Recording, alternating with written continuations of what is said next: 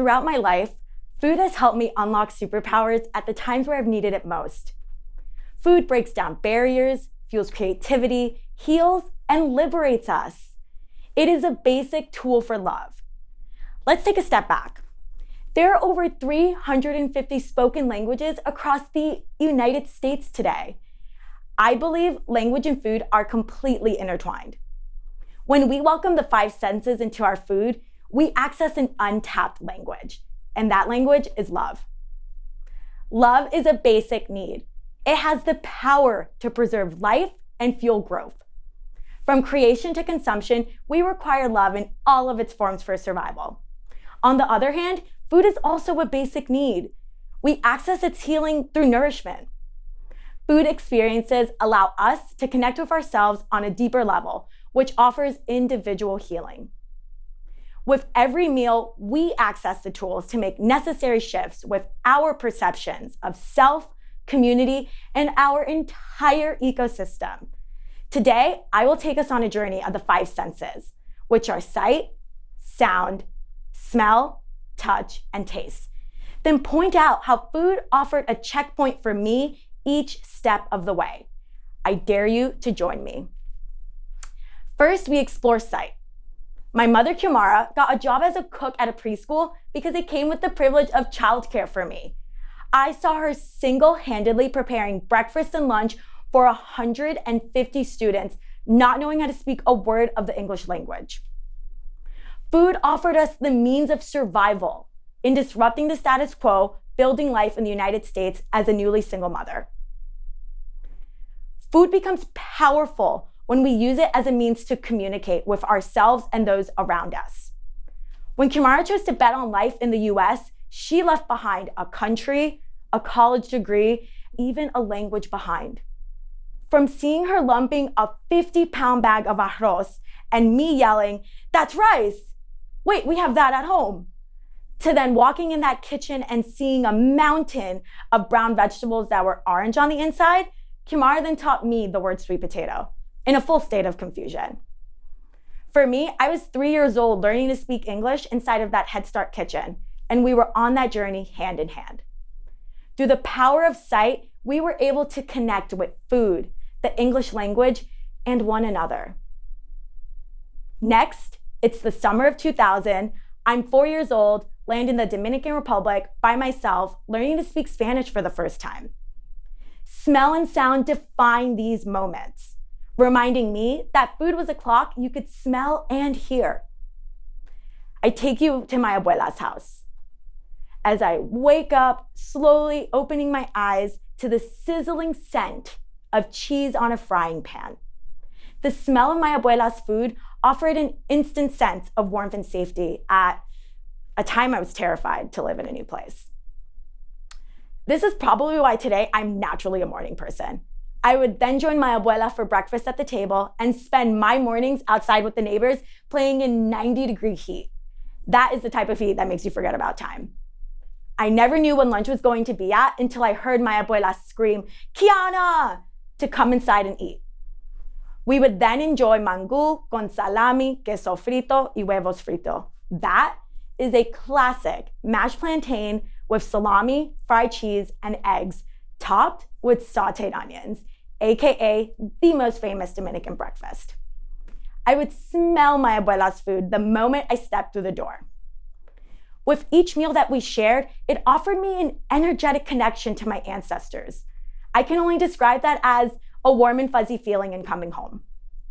With every meal, I was able to take lessons in reclaiming the power of food as a form of nourishment for my body, mind, and spirit.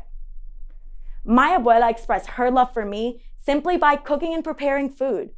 What she didn't recognize is that she taught me to embrace the smell and sound of food as a clock to guide me throughout my day. We had the power to create an unspoken language simply by tuning our food experiences with sound, smell, and time.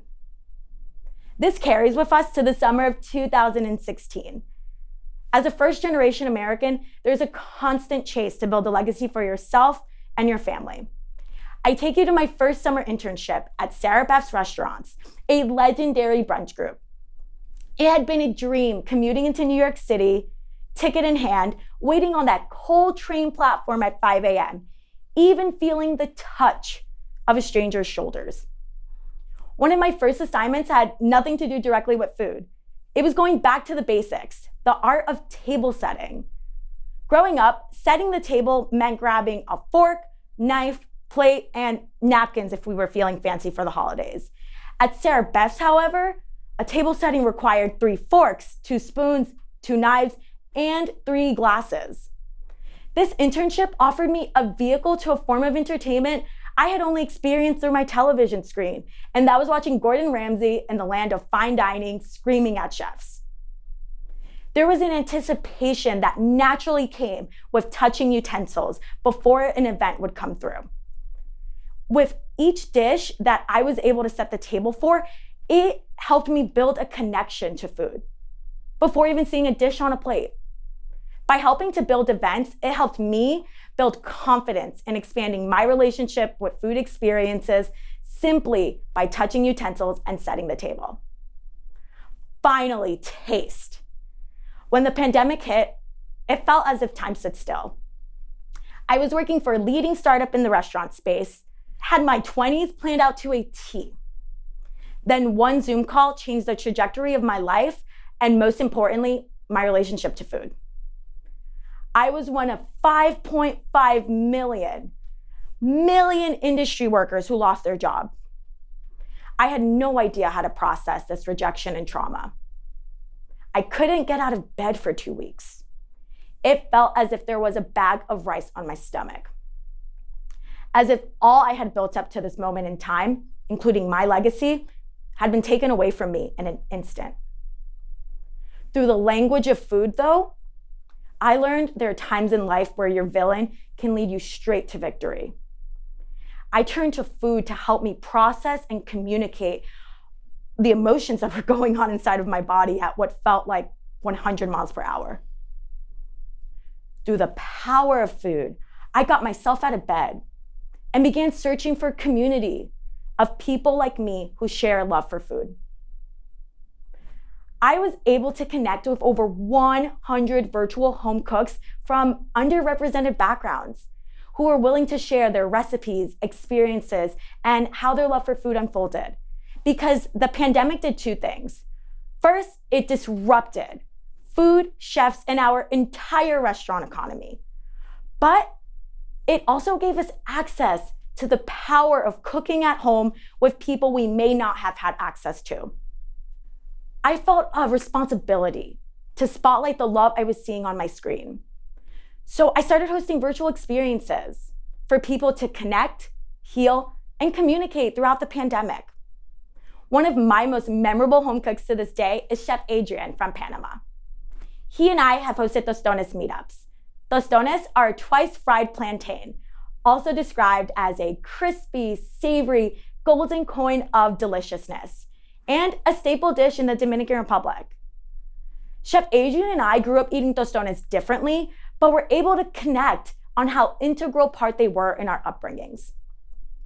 My mother, Kiana, has always celebrated our heritage and the food that comes along with it.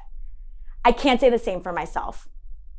Growing up, she would constantly make tostones, but I was ashamed to bring food from home to school because I didn't want to feel like an outsider. Can you blame me? It was easier to bond with friends when I hosted sleepovers in my own home over pizza, chicken tenders, and French fries. Food gives us the power to connect with our story of where we've been and where we're going. When I stepped into the kitchen years later with Chef Adrian and my online community, making tostones, I tasted freedom, healing, connection, and reclaim of a creative innocence that comes with exploring your own culture and language. Today, I'm a food educator, empowering kids to embrace the 5 senses as they build their own journey with food through the dishes that we create, then taste in the classroom. Whether it's Cuban rice and beans or Mexican tamales. My mother, Kiana, created a sense of safety and playfulness for me and 150 students simply by the dishes that she prepared for us. whether it was classic rice dish or even a holiday macaroni and cheese stuffing with sweet potatoes on the side. Food becomes powerful when we use it as a means to communicate with ourselves and those around us. I guarantee when you choose to experience life through food, it inherently becomes the dialect of the local language. There are endless ways to leave our mark on this planet. From our 5 senses pouring into language, I have a no more powerful GPS to get us there than through the food we eat. And I must admit, my mother Kiara understood the power of food long before me, just as my abuela and ancestors did before her.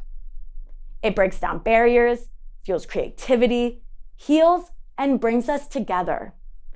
As a bonus, it liberates us from the confines of social constructs and opens the door to a collective freedom. Food is the universal love language and a legacy I'm proud to belong to. Thank you.